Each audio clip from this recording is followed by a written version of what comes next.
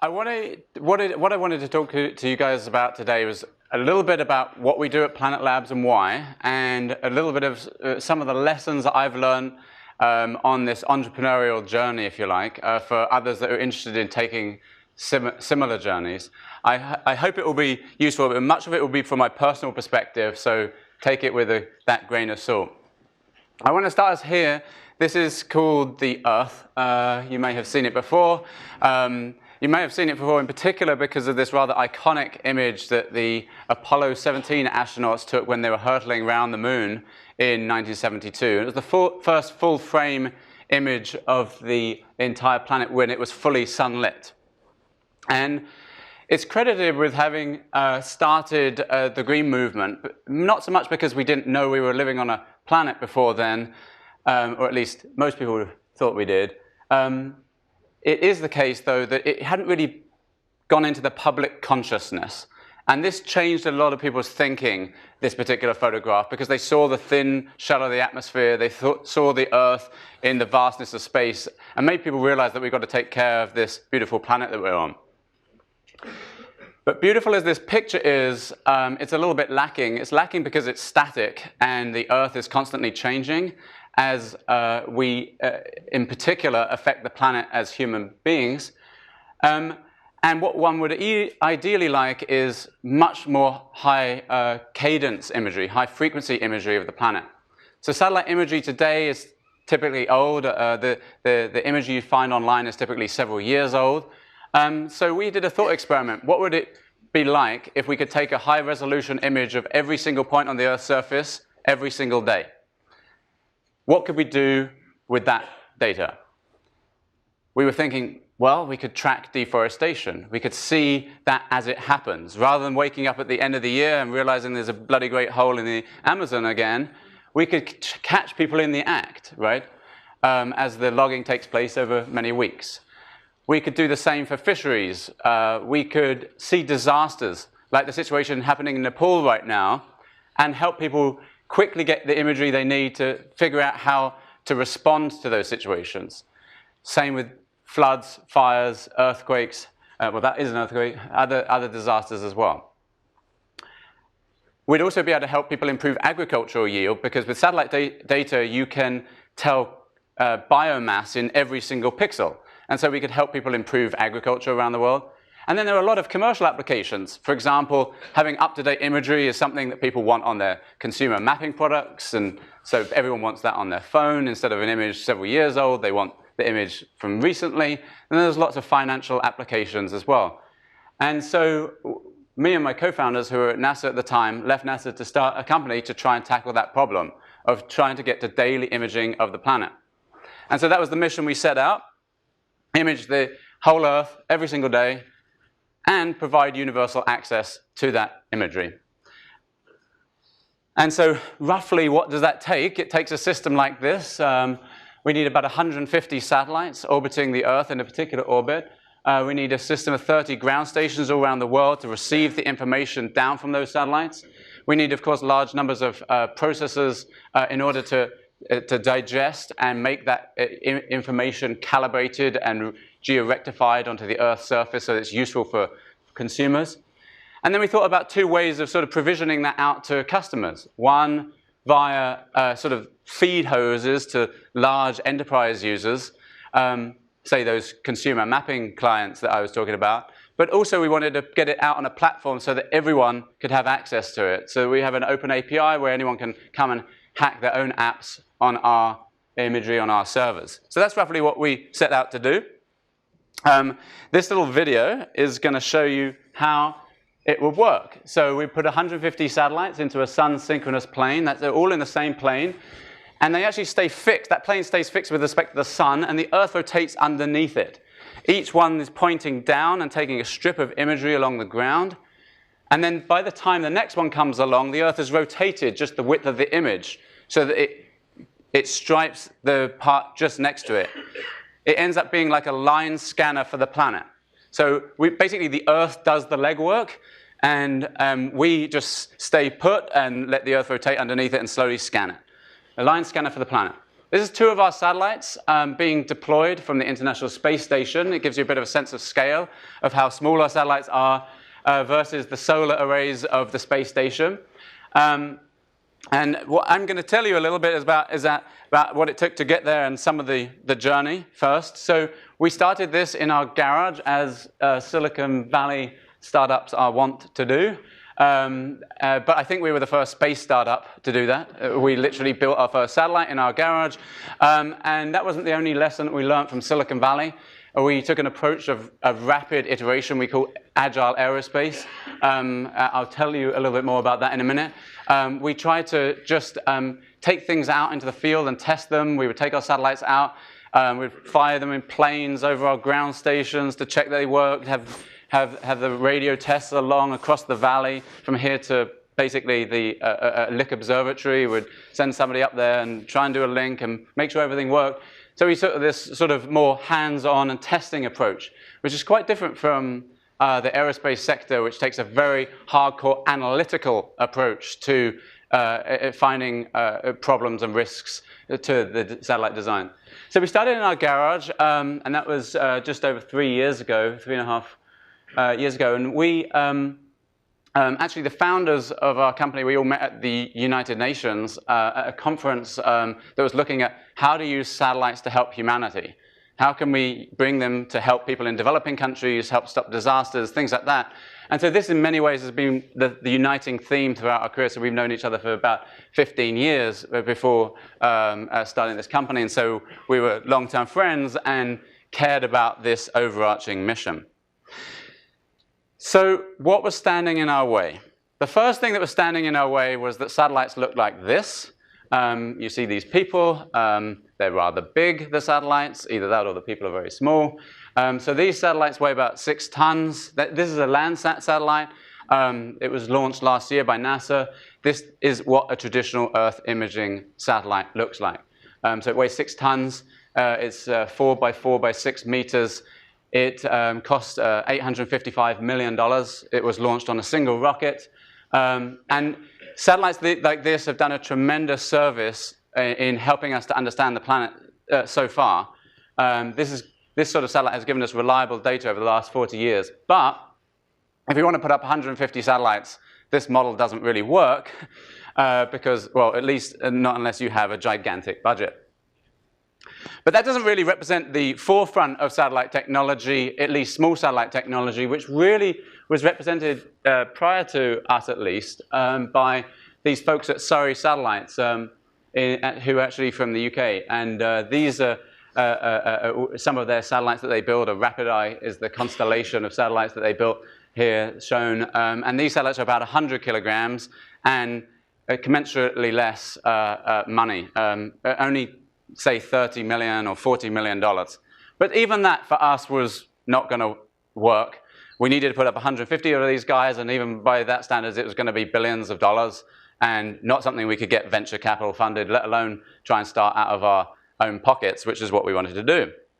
So what we did was make satellites much smaller, and this is actually one of our satellites under construction by one of our engineers to give you a bit of a sense of scale.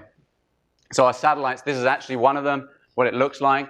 One of the dominant features you can see is actually we have an artist in residence who paints all of our satellites. And this is actually the top side of the solar array, so you can't see the main solar array. Obviously, that has to have the solar cells on it, but the artist gets to paint the other parts, which is kind of cool. But what's inside that? So we've miniaturized a massive amount of technology into this little volume. These satellites are 10 by 10 by 30 centimeters. They use what's called the CubeSat form factor, which actually Stanford engineers were involved with pioneering in the late 90s. It's basically a standard form factor of size of a satellite. And launch providers got used to this form factor to give more, which enabled us to get more access to space, basically. But inside there is, first and foremost, the largest telescope we could possibly fit into that volume. You know, the front 2/3 of the satellite is essentially the telescope, which is the optics that you need to get reasonable resolution imagery of the ground from 400 or 500 kilometers up, which is where we're orbiting. Then we have a camera system at the back, which that telescope feeds to. And on our latest generation, it's a 29 megapixel camera. But in addition to that, that's only really just the beginning. What one has to have is obviously the power system, so the batteries and the solar power to keep them charged. We have to have an attitude determination system. So that's the system that figures out where the satellite is and where it's pointing. So we have a GPS antenna that picks up that, and actually GPS works in space. You might question whether it would or not, but it does. We're that much lower than the GPS satellites, so it still works. And we have a star camera which looks out up whilst the main camera is looking down and takes pictures of the star field and then automatically recognizes constellations and then adds metadata to our main image to say, you were pointed this way when you took that image. So we have a timestamp. The GPS stamp says where it's at in the orbit. And then this star camera stamp, if you like, says which way are we pointing at the time. There's a lot of other sensors in here. There's a 3-axis accelerometer, 3-axis rate gyro, 3-axis magnetometer. These all feed into a Kalman filter to spit out the satellite position and attitude state. Then we have a system of attitude control. So that's what then says, well, we now know where we're pointing. Now we need to point somewhere else, what the ground say, if we're pointing up or what have you. And so we have two systems of attitude control. One is a system of reaction wheels. So these are little brushless DC motors, essentially, that were put in all three axes. And if you spin them one way, then the satellite has to spin the other way to conserve momentum. And so we can turn the satellite round just by turning on these motors. We have an independent other system of attitude control, which is using magnetorquer coils. So these are little just literally a system of copper wire that we put through a little current, which creates a little B field, which reacts against the Earth's really small magnetic field and gives just enough torque to turn our satellites around as well. So we have two independent means of turning our satellites around. One is completely simple, that magnetorquer coil, and very robust. But it's a little bit slower. And so when we're turning, for example, to point at our ground station to maximize the gain of our radio antenna, we use our reaction wheels. But for most of the time, we can use our magnetorquer coils. Also in there, we have a processor. We actually have three processors. We have an FPGA, which does the initial compression of the imagery. We have a full-up x86 processor running Ubuntu. And then we've also got an ARM processor that does a lot of the light work, scheduling of the satellite operations. And so actually, despite being some of the smallest satellites ever, they are some of the most capable satellites ever in terms of the compute power on board. We've got more memory and processing power than a lot of other satellites, if not all of them, just because we use the latest technology and stuff it in, and we take a slightly higher risk approach, which I'll be talking more about. Then we have radio systems to send down the data. So we have 3 radios on board, all of which we developed in-house because the cheapest radio we could find that would do the job was larger than our satellite and cost about $1 million. So it was out of scope on 2 axes. So we build our own radio in-house. It has 3 channels, a UHF channel, which does the command and control of the satellite. An S-band, which is where we send the data up, and an X-band, which is 8.3 gigahertz, to send the data down. We can send our data down at about 40 megabits a second down to our ground stations that are around the world, and I'll show you a little bit what the ground stations look like in a minute as well. So that's what the satellite looks like. And as I mentioned, we take this sort of agile approach, and what I mean by that is we constantly put in the latest technology. So between the last 2, the one we just launched about a month ago today, where we launched 14 satellites. And we always put a tech demo satellite on, testing our next generation technology. And then we put a fleet of ones that we know work, right? And then if that one works, then we'll just produce loads of those for the next batch. So the tech demo one that we had on this one, for example, had double the field of view on the telescope. We had gone up 3x in the number of pixels on the camera. We had doubled the hard drive space on that satellite. We had increased the radio speed. We had put new sensors in that helped us to do better attitude control, sun sensors basically. And so we keep on iterating the technology. We call this strapping space to Moore's law. We're basically trying to leverage the billions of dollars that have gone into consumer electronics and stuff them into our satellites. And although that seems pretty obvious, that's not really what the space industry has been doing until now. It might be obvious to you and I, but it's not what's been going on. So basically, traditionally, you can only put something into space if it has already been tested in space, which leads to this sort of chicken and an egg, then everything is antiquated. And there's very long design life cycles for these things. So they want them to last a long time, so they want reliable technology. And they design them over many, many years. So what ends up happening is you end up launching antiquated technology. So the processors on the latest mission on Mars has a 33 megahertz processor and a 2 megapixel camera. Because 20 years ago, that was really hot shit.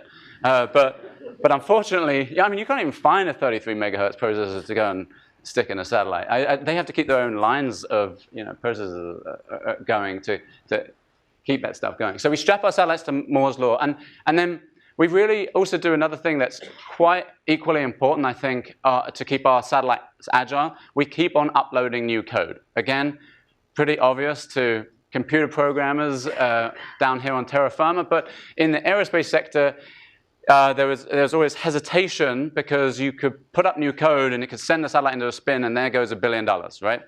So people are scared about doing that. And at NASA, it would typically take about a year for us to get new code uploaded to our satellites. So we just upload new code to our satellites all the time. Normally, we've got a couple going that we are more experimental with, and if it works, we just copy it across the whole fleet.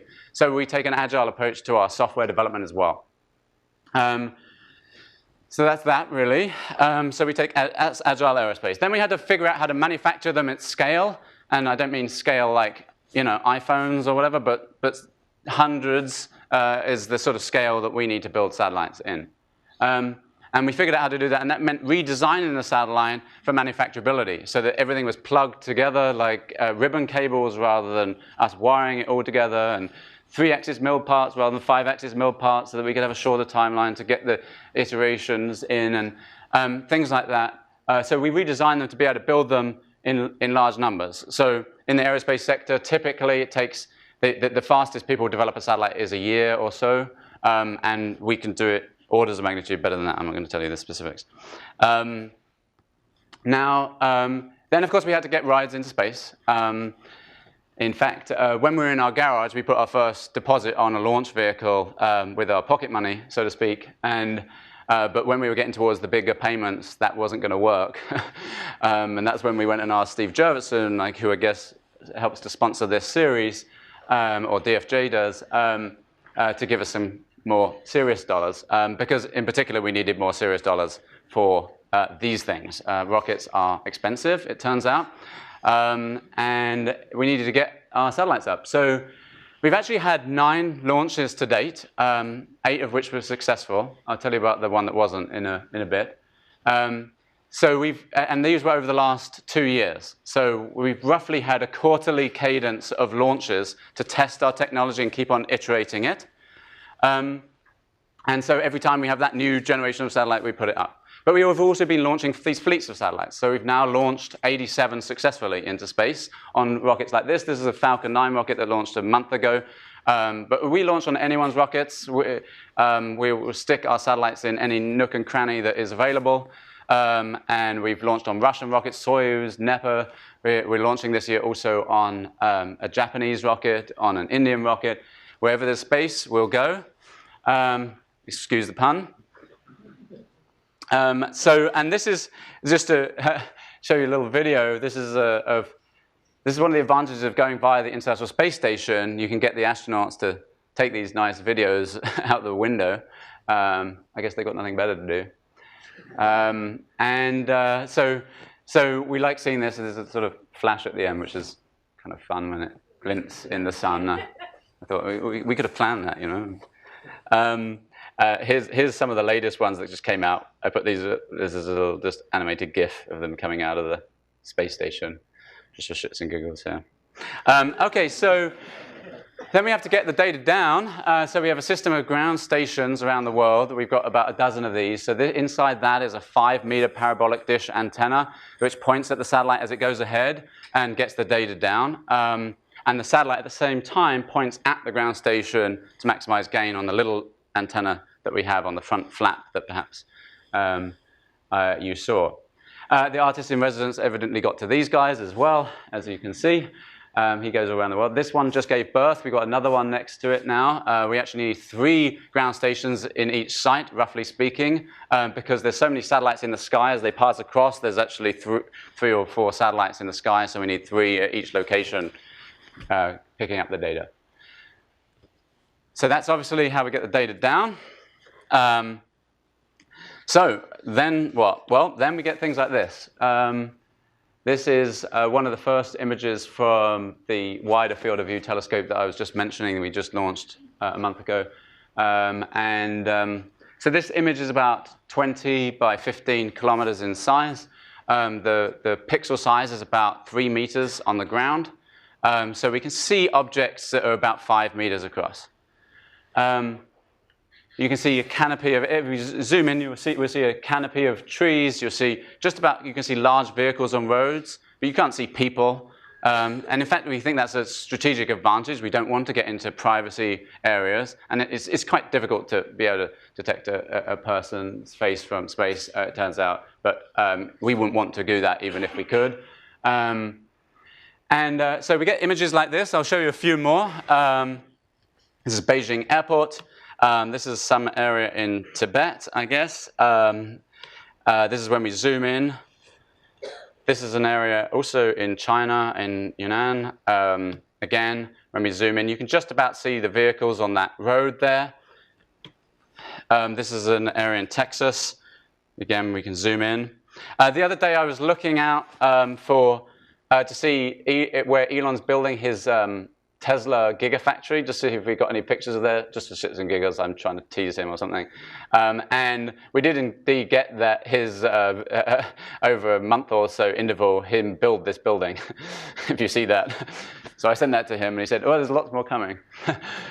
Anyway, so even billionaires can't hide from our, their secret facilities from our steely eyes. Okay, so what I wanted to do is just show a few more pictures on the web here, if I can do that. Did you say it's? Oh, yeah, great. So the real key thing that matters here is change. Because what does daily imaging of the whole planet do? It means you can see changes as they happen around the planet. And so here are 2 images taken 24 hours apart. As I slide this back and forth, you can obviously see the changes. The most obvious thing being that fire, right, in the top right there. But actually, if you look at this field here, you can see my mouse there, and this field down here, you can see that they've been harvested or tilled or something in that period. Every single picture we get down, when we put it on the Earth's surface, to the latest imagery that has been taken, we see changes. People have built a building. People have removed a tree. People have harvested a field. The Earth is changing. It's constantly changing. We think of it as this static thing because that's what we've had access to, static imagery that's old. When we have more higher cadence imagery, we see these changes. This is one that we show to people that might be interested in the more sort of monetary aspect of this, is that, of course, we can see changes in mines, in this case, a gold mine in China. And we could therefore estimate the volumetric output of these mines. And of course, we can do that for every single mine around the whole world, every single day.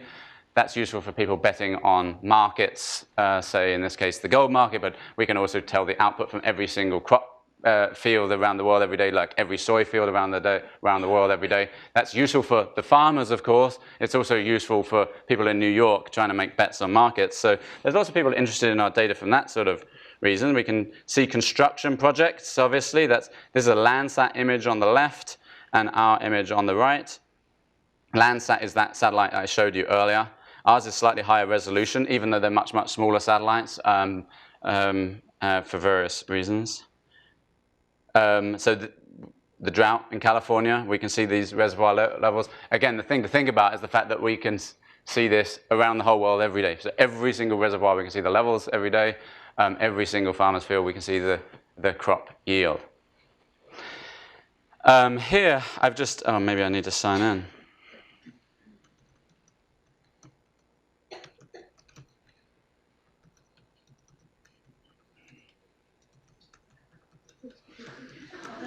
Don't try and guess my password. It's going to be tricky. So yeah, we can see these changes. So this, what we do here is this is our image, and if you look at this bridge down here, and the previous, most recent image taken of this area somewhere in Texas, I don't know if it's Dallas or something. Again, the bridge appearing, disappearing, appearing, disappearing, and of course we can just put an automated mask over that finds these changes and figures out where the things are that have changed. In this case, obviously pulls out that bridge, but lots of other things that have changed. Somebody painted a roof over there, some people built some buildings over there, and we can do this around the whole world. In fact, in China, it's like a bloody one giant construction site. So here, oh, maybe I should make this a bit bigger for you guys. Apologies. So here again, that's the most recent other satellite image taken of that area, our image. Bang, bang, bang, bang. You can see the massive amount of construction that's taken place there. And again, whoa, loads of changes. And as we zoom around China, this is just rendered on the fly in the browser, this particular, there's just more and more construction all over the place. Here's evidently another area where the Chinese have built another town overnight, you know. That's just what goes on in China. And this is, so, and as we zoom out, you'll just get a sense for, if this is all loading. So these are now all of our images in strips, and we're slowly striping and covering the Earth as we go around. And again, if I turn back on the change detection, you'll just start seeing all these changes. Whether it's because of agriculture or whether it's because of people have done something to that field. These are these circular crop fields, you know, all around the world, and we see these changes as they're taking place. Obviously, there's a lot of utility to that for a lot of different people. And again, our goal is to put this data out there so that people can build their own apps on top of that. And maybe this says, you know, you want your fire detection app, well, you find red pixels and then alert fire departments of the lat long of that fire, or if you're somebody doing news, you find the floods and fires and earthquakes or whatever in Pakistan, if that's your area of interest, or missing planes. You know, you see these things, and you could maybe set up alerts to pull out that information, to get the information that you need for whatever you're trying to do in the world. So with that, I'm just going to talk about some of the challenges of building and launching satellites. Here's one of them. It's called Rockets Can Explode. This is actually an amateur video of the one rocket that didn't work that we have put our satellites on. It's a little bit shaky, but I think it captures some of the fascination with this particular launch. So it gets up a little bit and then doesn't do so well above, but higher. The delay in the sound, you can hear. At this point, it's not going so well. Oh God! Oh God! Hold on! It's gonna be loud! It's gonna be loud! It's gonna be loud! Oh my God! Wait a few seconds. Oh my God! Steve! Yeah, Alex. Come on. No, we can't bring anything. So that's one of the challenges we face. Let me come back to the. That's one of the challenges. Satellite launches can. Is that going to come back up? Excellent. Yeah. Launches can be delayed quite often and sometimes explode like that. We had 26 satellites on that particular launch vehicle that exploded into smithereens that day. We put a lot of effort into it. That was annoying. But Luckily, we had quite a few launches. We'd already had 4 launches that year. We were doing pretty well. We'd already launched more satellites in 1 year than anyone else in history. We were doing pretty well. And our strategy is put our satellites on lots of different launch vehicles, and if one blows up, it's not the end of the world. That's part of the advantage of having our satellites be smaller and put on more regular launches, is that we don't have one big $1 billion satellite, and if it explodes, that really is the end of the world. So that happens, and I just wanted to talk about some of the challenges only because I thought it might be useful. We obviously, one of the key risk areas we weren't sure about as we started the company was, were we going to be able to get the regulatory approval to launch these satellites and operate these satellites in space? One thing, if you're Boeing and building this $1 billion satellite, and you can pay, tens of millions of dollars to some lawyers in DC or whatever to lobby to get some approvals or whatever that goes on, and we weren't sure as a small startup how we were going to be treated and how it was going to work. But luckily, the good news there is that we really did manage to get all the licenses and approvals. We have to get 3 kinds of licenses for our satellites: the NOAA licenses to take images of the Earth. We have to get FCC licenses and ITU licenses to broadcast in these particular radio channels to ensure we don't interfere with other satellites in terms of the RF frequencies. And we also have to get State Department approval to send the satellites abroad for launch when we're sending them abroad for launch, because State Department considers them munitions. Well, if you think about that rocket, maybe that's true. Although we call our satellites doves, so we don't think of them as munitions at all. We think of them as having a peaceful mission, but there we go. Actually, there's a fun story about the doves. That was named by one of our engineers, and what he was thinking about there was the fact that in aerospace, there's a lot of people who call their satellites after birds, but normally birds of prey. So eagle eye or kestrel swoop kill this, whatever, I spy that. And we had a humanitarian mission for our satellites, so we thought we would take the piss out of the military and call them doves. So a bit of fun anecdote there. One of the other challenges, and perhaps this is the most important one really, is the sheer systems engineering complexity of what we've tried to undertake.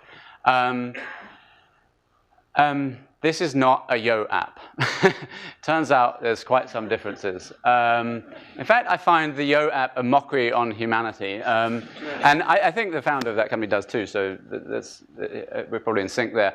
But we have probably 1,000 features of our inventory and satellite building shop control system that is more complicated than that Yo app, and probably 10,000 features of our mission control system that schedules and deploys and manages all the satellite operations than that freaking Yo app. So it is a mockery of humanity. But anyway, there is a complex system engineering thing. We have the satellites, all those components that I mentioned that go in have to all work together, and have to work together without any human interference right directly. We can't go up there and press the reset button. We're really, once they're launched. And so we have to have all these watchdog circuits, and all of those components have to work together harmoniously. Then those satellites have to work with each other. Those satellites then all have to communicate with a system of ground stations all around the world. Then there has to be a mission control architecture that schedules all those satellites to take pictures or turn to the ground station, to coordinate all of that, and all the bespoke interfaces to all the different ground stations. And then that's just when we get the data down to the ground, and then we have to have this fairly sophisticated set of programs to turn the data into something useful. We have to stitch it to the Earth's surface. So this image comes down with the metadata of here's where I was when I took the picture, and here's roughly where I was pointing, but it still doesn't give it accurately enough. So then that's sort of plus or minus a tenth of a picture or something. And then what we do is we scour the Earth for ground control points, sharp peaks of mountains, buildings, roads, things like that, and then find the same thing in each image, and then rectify them automatically to the Earth's surface. And doing that whole process, color calibration, atmospheric correction, orthorectification, that means count the topography, the georectification, that's what I was just talking about, cross-calibration between all these satellites, we have this complicated data pipeline. So just the sheer complexity was really, I think, the thing that was the biggest challenge, and still is the biggest challenge for us as an organization. And it's sort of tightly related to the goal we took on, but it is pretty hard.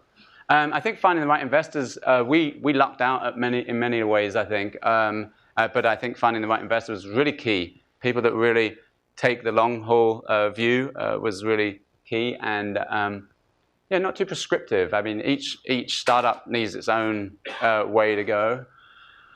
And of course, we're disrupting a big sector, and there's worries about how they'll react. So this again was that end-to-end system. I just want to emphasize the complexity there.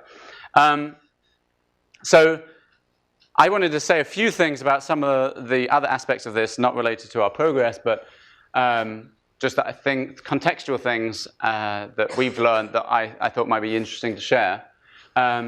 Firstly, the question we often thought of at the beginning was, why hasn't anyone done this? And I think it's useful to reflect on that just because it helps you think of what might be good other ideas to pursue. And we think that there were sort of three major reasons. One was the technology readiness. So, I mean, we leveraged a lot of technology that people have been spending billions of dollars compressing sensor systems into these devices. And we leverage a lot of that. We don't have phones in our satellites, although we did when we were at NASA put some phones in space. That's another story. We leveraged a lot of the sensor systems, though. The accelerometers, the rate gyros, the magnetometers, all of that stuff that's been stuffed in here, the little GPS sensors, the little and low power processing ARM chips and so forth. So we leveraged a lot of that. And simply, it wouldn't have been possible to do a lot of that technology that's stuffed into that little box 5 or 10 years ago. So that technology maturity was one part. That also applies on the cloud compute aspect of this, or the processing of the imagery. You know, 10 years ago, we'd have had to stand up our huge own server system to deal with all of the imagery, but now we don't. We can just sign up on Amazon Web Services. The other thing was the stage in our career. So for our particular problem of the systems engineering complexity that I just mentioned, it was very useful that we had spent a number of years at NASA learning how to build satellites, learning how to get launches and the regulatory stuff and the operations and da-da-da-da. But we weren't too far along such that we had bought into all of it. And so we questioned a lot of it when we left. In fact, we tore up most of the what's called the NASA gold rules for satellite manufacturing. You know, we don't use clean rooms. We don't use a lot of the processes that NASA uses because we didn't think it was relevant. But we did know enough about them to be able to apply the ones that were needed. And so at least for our particular project, our stage in our careers was kind of about right, which is about 30 years old, FYI. And then there was a need for this product, I think. That was a genuine need for what we were delivering at this time. I think everyone has an acute awareness of our need to become better at stewarding this planet in a sustainable way. And so there was a strong need when we went out to the marketplace. So Tina asked me to touch on my entrepreneurial story. There isn't really much of one, but it can be summarized roughly like this: physics, planetary science, planet. So I studied physics, did a master's in physics and space science and technology at Leicester University, did a PhD in quantum physics, actually, at Oxford, and then finishing up that stuff at UCSB, which is how I ended up in the States. Then I ended up working at NASA for 6 years on various planetary missions, lunar missions and astrophysics missions. I sent a couple of probes to the moon, one that was looking for water. We slammed a small probe into the south pole of the moon. I was on the science team for that mission, and we did in fact find lots of water on the moon, which was kind of cool because people thought it was dry. It turns out there's a boatload of water, and that's pretty cool for ultimate human exploration because the moon's the obvious place to settle, but having extra volatiles there like water and CO2 and methane and the other things we found is very useful for putting up a self-sustainable settlement there. It makes it much easier. But honestly, we wanted to have more practical applications. That's very nice for science and long-term settlement and backing up the species, if you like. But we wanted to have more practical applications, so we wanted to turn our attention to something a little bit more focused on the Earth. And as I mentioned, the founders of the company, we all met at the UN. So there's a little bit about my career. We did put these phones into space. When we turned to leave NASA, NASA was very supportive of that. We hired back some of the people that were into positions that we were going to vacate and left, and they was very supportive because it's kind of part of NASA's mandate to spin out technology. So in this case, that was relatively easy. A bit like leaving Stanford, I'm sure. You're supported in that sort of thing. So there's not really much to say about my entrepreneurial journey, so to speak. But I have sketched a few pieces of advice that I thought may be applicable if you guys want to go into doing something entrepreneurial yourselves. The first thing is to do something meaningful to help the world. I know everyone says that at some level, but I really, really mean it. Like, it's so pointless just going out there to make cash or some other thing. And so many people have ideas, but you've really got to think about whether or not it's a really good idea and something that's going to be differentiating over what everyone else is doing. And I would really encourage you to wait until you have a very compelling idea. Don't just do an idea as soon as you have an idea. Like, wait until it is one that you think is not a question of whether I might want to do this. I have to do this. The timing is right. Everything is right. Unless that is in your mind, if you think, it's probably pretty good, it's probably pretty fun, that's not the idea. I think you should go away, take a year off, travel around the world, get some inspiration, do something else. Don't start a startup, because once you start a startup, you're in there for 5 years, 10 years, who knows? And you don't want to wake up 5 or 10 years later and found you're doing something completely pointless like a Yo app. And so, like, do something meaningful to help the world. Like, don't at all budge on that constraint, is my advice. I've got some other things. Don't do an MBA. I don't see any advantage to that. In physics, some of the best physicists studied mathematics. My old supervisor at Oxford studied mathematics, and a lot of the best physics people had studied mathematics. The best philosophers, I studied philosophy a lot of the best philosophers didn't study philosophy. They studied history, or they studied neuroscience, or they studied something, but they didn't study philosophy. And I think the same is true in business. The best business people didn't study business.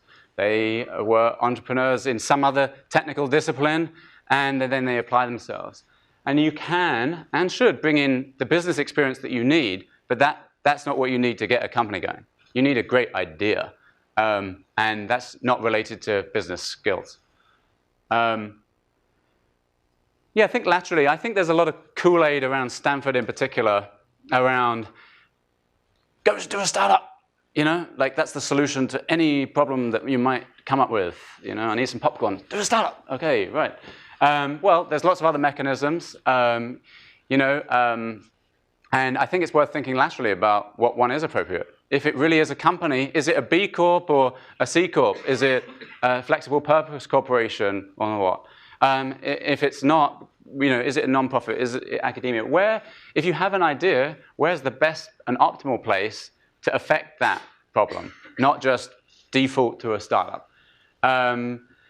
So hire people smarter than yourselves. That's really good advice that I was given.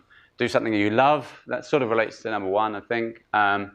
Get ready for a wipeout. I liken doing a startup to having children. Not that I've had any, but it seems like that. Like, the first few years is a wipeout. And that seems like everyone's experience in having kids. Have humility. What I mean by that is, I think it's good to wait until you've done something before announcing it. Don't say, I'm going to do this, this, and this, and it's going to change the world. How about instead do it, and then show people how it's useful, and then they'll appreciate it so much more, I think. So don't set yourself up for failure. That's the other reason not to do that, but I think generally having humility is a good thing. So I have a slide which relates to raising money. I don't know if any of you guys are interested in raising money. But I call it the 12 Ds of raising dough, mainly because everyone always asks me about raising money. So I've just put it up here. I've just rattled through it. Only talk to the people that are making the decisions. That is the partners in venture firms. No point talking to anyone else. Just don't even take the meeting if it's not the partners that can make the decision. Get the right amount of money. Change the direction just quickly. If your raise amount is wrong, change direction. You've got to be adaptable. Test it with someone. That's kind of obvious, a dry run. be different. Don't turn up with a slide deck. Totally boring. Do something else, whatever it is. Go for a hike with them. We just turned up and put a satellite on their desk and then discussed it. That was it. And we thought that turned out to be very compelling. I mean, not every startup maybe has satellites, and that's kind of fun, but there must be something else you can do other than just doing a normal slide deck. Avoid the details, be dynamic, adapt to what their interests are. If you're talking to billionaires, they find out what they're interested in real time and then adapt it. Oh, you're interested in climate change? Oh, our satellites can help with that, Use two people. Don't go on their own. It looks weak. Use deadlines, random deadlines that work. It's so surprising. You're like, literally, one of our founders said to one of the investors, I'm going on holiday on Tuesday. Sorry, we've got to have a term sheet by then. And they bought it, and they just gave us a term sheet by then. And we were like, that was totally random. But you just have to issue these things. People work to deadlines, so you just have to issue deadlines. Not quite, I'm doing my hair, but like, so a bit not far off. Yeah, you've got to do it fast. You've got to, from the moment you first meet this person, the probability of the transaction happening goes down 10% a day. Like, you've got to seal it within days. Either it works like that or not at all. You've got to be confident, and you've got to turn the tables a little bit. You've got to say, what are you guys going to do for us? And that immediately puts them in a different reference frame, which is starting to think, oh, well, don't worry, we can help you connect with people, and we can help you. And that puts them in the psychological mindset of they're already in. And you don't ever talk to the investors about other investors you're speaking to, because they will talk to each other. OK, so I wanted to end by coming back to this. Our beautiful Spaceship Earth. That's what Buckminster Fuller called this. And it's funny. Sometimes you need to go up to understand what's going down. And what I mean by going down, what's going down on the planet. It kind of took us getting off the planet to realize that we are on a spacecraft. It took us putting spacecraft outside the atmosphere to realize that we're already on a spacecraft, and it's called the Earth. And it's orbiting the sun at 40 kilometers a second or so. And that spacecraft, just like any spacecraft, you have to take care of it. If you're in a spacecraft in orbit around the Earth, you have to take care of the CO2. Otherwise, if it gets away, you're fucked. You need to take care of your food systems. You've got to take care of your closed-loop life support systems. Well, recently, I mean, like 1970, recently on geological timescales at least, or evolutionary timescales, we realized that we are on a spaceship ourselves. It's called the Earth, and we've all got to take care of it. And this is where I think that we fit in now, which is really just my second to last slide, which is, I think there's a set now of global sensing companies that are starting to arrive. And that's what I think of us as a company that helps set up the sensor systems around the whole Earth so that we can take data of it regularly enough to do something about it. Most of you guys are engineers, and you probably know that in order to affect a system, you have to take data about it on faster than the timescale of change of that system, right? So if you're tumbling, you need to take data on how you're tumbling on faster than the timescale of the tumbling. Kind of obvious. Well, with our Spaceship Earth, we're not taking data on a fast enough timescale of all the things that we're affecting the planet with. And so if you take imagery, say, once a year of the planet, but deforestation is happening on days and weeks, that's not very useful. By trying to get us data that happens on a daily basis, we hope to get inside that decision-making loop such that we can help us to steer and steward the planet better. But I think we'll be one of many companies doing that kind of thing. So I put us in that sort of perspective. And I also put us in the perspective of the last point is about this is the macroscopic challenge of our times, sustainable upkeep of our environment. We've already wiped out a massive fraction of the species on this planet. That's why it's called the 6th major extinction event that we've done in the last sort of 100 years. And we need to do something about that. And this is the macroscopic challenge of our time. And I really hope that we as a company fit into that by helping us to get us the data that we need. And just to give a very concrete example, in Nepal, we actually donated all of our imagery of Nepal to the aid efforts that were going on over there. And that's and actually just a couple of days ago, we heard back that we had found two. Basically, there was a crowdsourced campaign to look through our imagery and find where problems had happened, where mudslides had gone on, and so forth.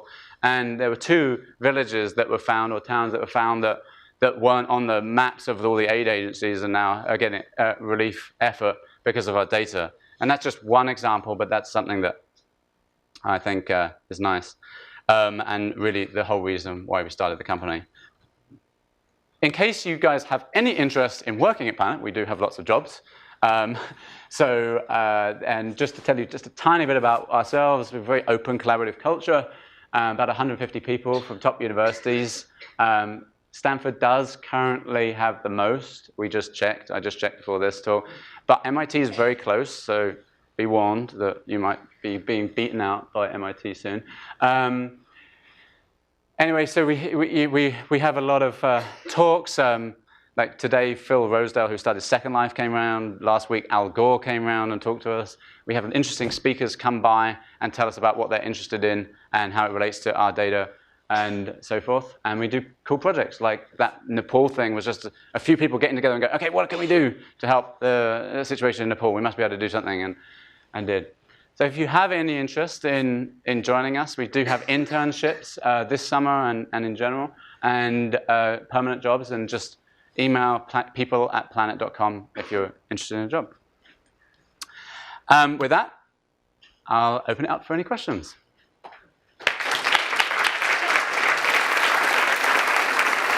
I can start it later. Why don't we do this like 5 minutes of questions? Sounds great. So we've got time for 5 minutes, apparently. Yes, in the yellow. I think it's really cool how you've kind of gotten away from the large scale, like big, expensive satellites. You're kind of getting that rapid prototyping and iteration going.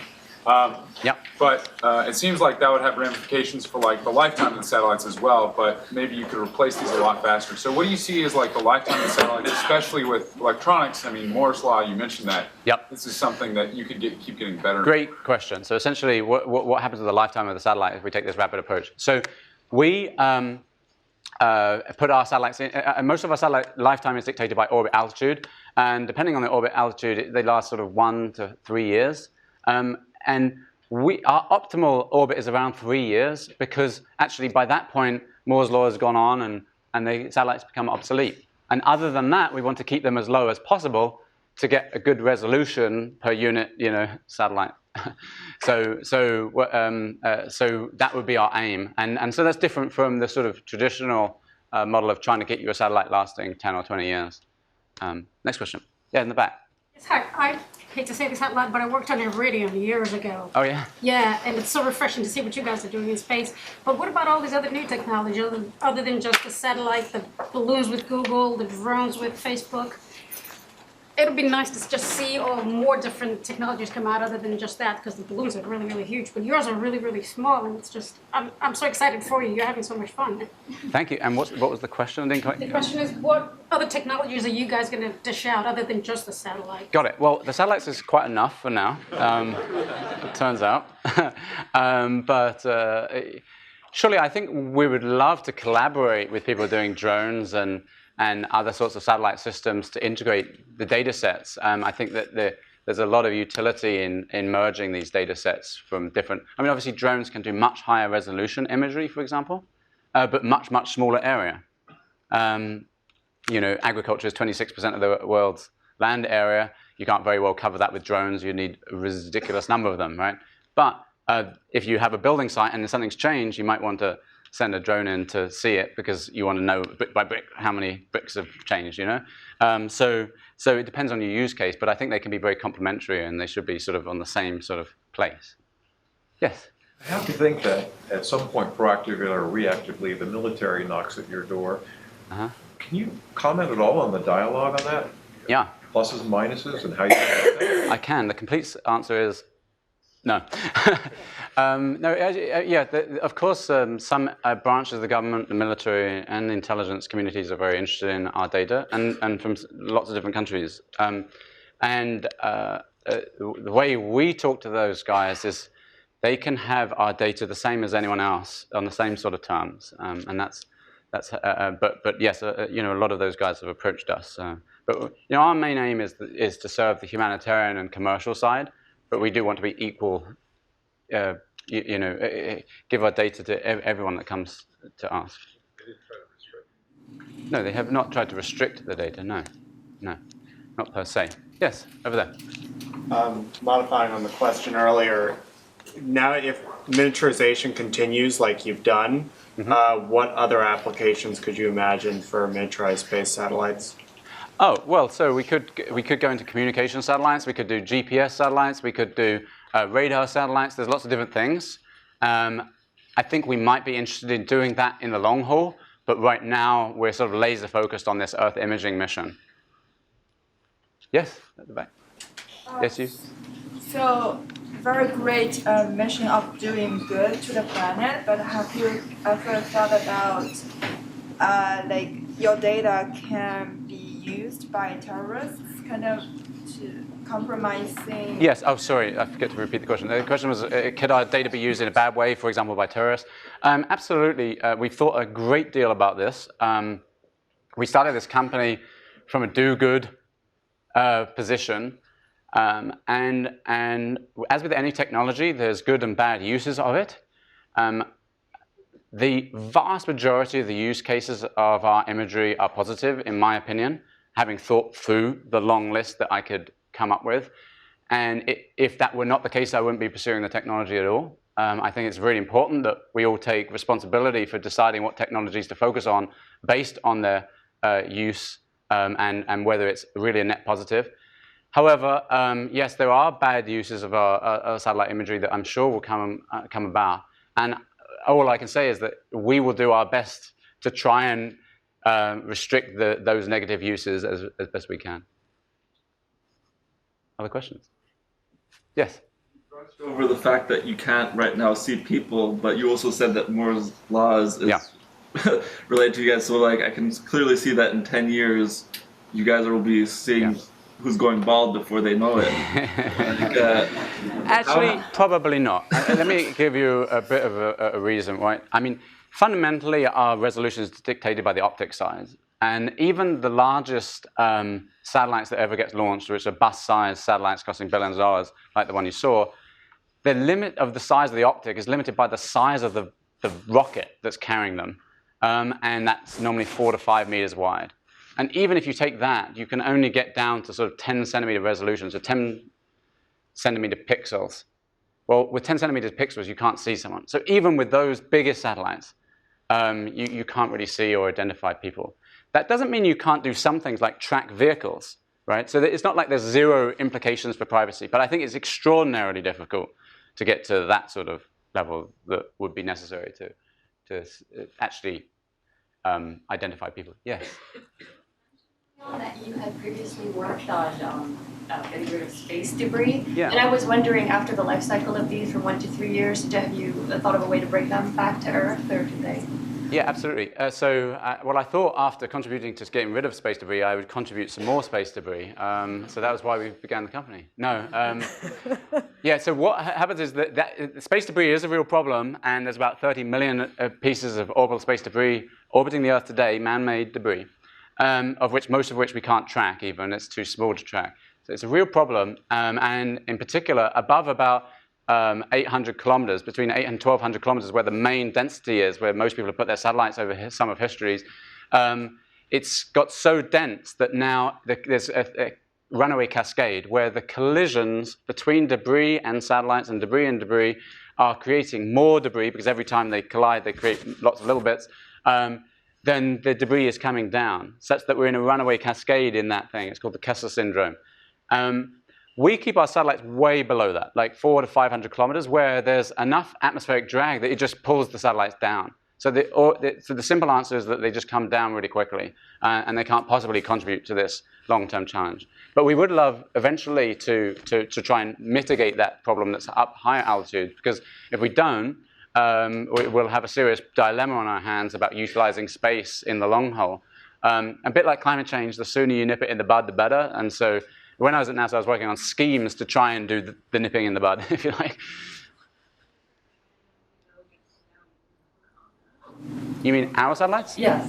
Well, they decay in a fairly predictable way based on the altitude, and it's sort of the atmospheric has an exponential density with altitude, and so depending on the altitude we put them at, we know pretty well how long they're going to last. It also depends, of course, which way we're pointed.